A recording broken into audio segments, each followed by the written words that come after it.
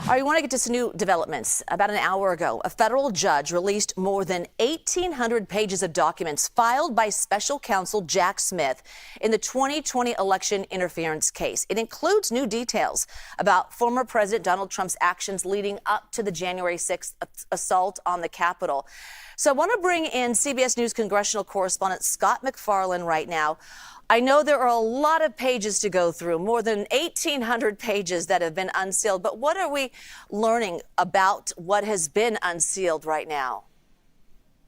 Oh, this is the legal equivalent of somebody putting Tolstoy's War and Peace in front of you over lunch and saying, enjoy this while you have your sandwich. 1,900 pages of legal documents is quite a Herculean challenge to get through.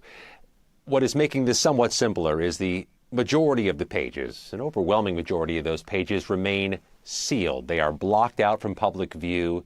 They've been sealed by the court, potentially including information that should not yet be in the public view. So what's remaining? An awful lot of interviews with key witnesses and that House January 6th Select Committee. Remember that? They investigated January 6th.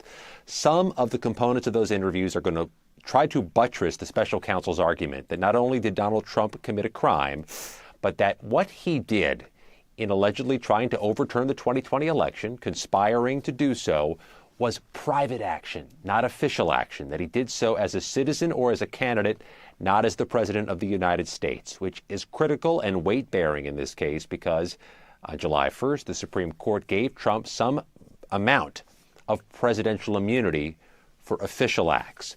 We've seen in these documents the actual envelopes used to mail those electoral certificates to Washington, D.C. from the states Trump was challenging.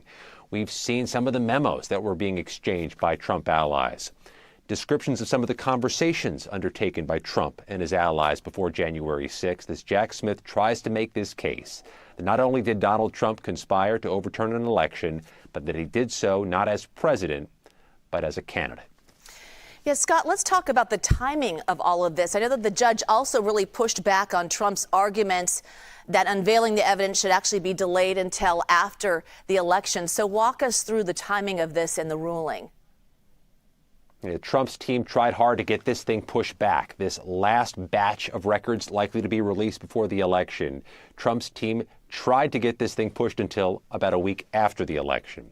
The judge in this case, Washington, D.C. Judge Tanya Chutkin, rejected that argument and made an indication in her ruling that to hold back this information and criminal case information before an election would itself be a form of election interference. So she has allowed this to be unsealed on the public docket.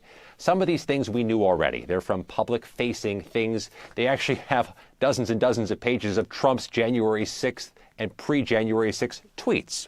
We've seen them before. A couple anecdotes we didn't know already. For example, there's a White House aide who's quoted in these records saying when he alerted Trump to rioting going on at the Capitol as he returned into the White House January 6th, he then went to fetch Donald Trump a Diet Coke as the TV watching was to begin.